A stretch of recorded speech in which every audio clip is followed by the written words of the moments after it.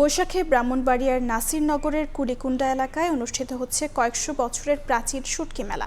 এ নিয়ে বিস্তারিত জানাতে যুক্ত হচ্ছেন রিপোর্টার উজ্জ্বল চক্রবর্তী। সরাসরি যাচ্ছি তার কাছে।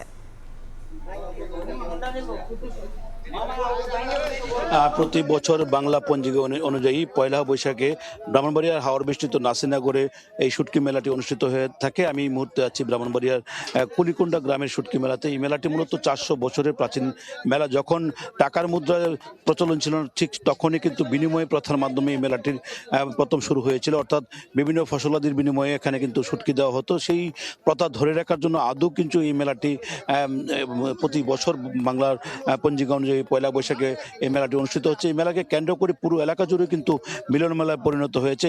এই মেলাতে বিভিন্ন স্থান থেকে মিঠা পানির যে শুটকি, বিভিন্ন ধরনের শুটকি আছে, শোল, বোয়াল, পুঁটি, বিভিন্ন ধরনের শুটকি নিয়ে কিন্তু এখানে দোকানিরা বিভিন্ন স্থান থেকে এসেছেন। আমরা কথা বলেছিলাম দোকানদারদের সাথে, তারা বলছেন তারা সুনামগঞ্জ, হবিগঞ্জ সহ বিভিন্ন জায়গা থেকে তারা শুটকি নিয়ে কিন্তু এই মেলাতে এসেছেন। এখানে কিন্তু বড় ধরনের যে বিশেষ করে বোয়াল যে মাছ আছে, সেই মাছের শুটকি কিন্তু এখানে প্রসিদ্ধ মাছ হিসেবে কিন্তু এখানে ক্রেতারা কিনছেন এবং তারা বলছেন যে এখানে শুটকির গুণগত মান ভালো হওয়ার কারণে তারা প্রতি বছর এই মেলাতে আসেন। এই মেলাতে এসে তারা এই মাছগুলো কিনে থাকেন। এখানে আপনি দেখতে পাচ্ছেন যে বাইম মাছ থেকে শুরু করে এখানে আইড়, বোয়াল, শোল এবং বিভিন্ন ধরনের কার্প জাতীয় নদীর যে মাছ আছে সেই মাছ কিন্তু এখানে আছে। এখানে আমরা লক্ষ্য করছি এখানে পোয়া মাছ, শুটকি মাছ আছে, এখানে বিভিন্ন ধরনের শুটকি আছে এবং তারা কিন্তু এখান থেকে শুটকি কিনে অনেকটাই স্বস্তি বোধ করছেন এবং তারা বলছেন যে এখানে গুণগত মাল কম দামে পাওয়ায় তারা অনেকটাই খুশি। সার্বিকভাবে এই মেলাটি আগামীকালও চলবে। প্রতি বছর এই মেলা থেকে প্রায় কয়েক লক্ষ টাকার বাণিজ্য হয় বলে ব্যবসায়ীরা জানিয়েছেন। তো এইটুকু ছিল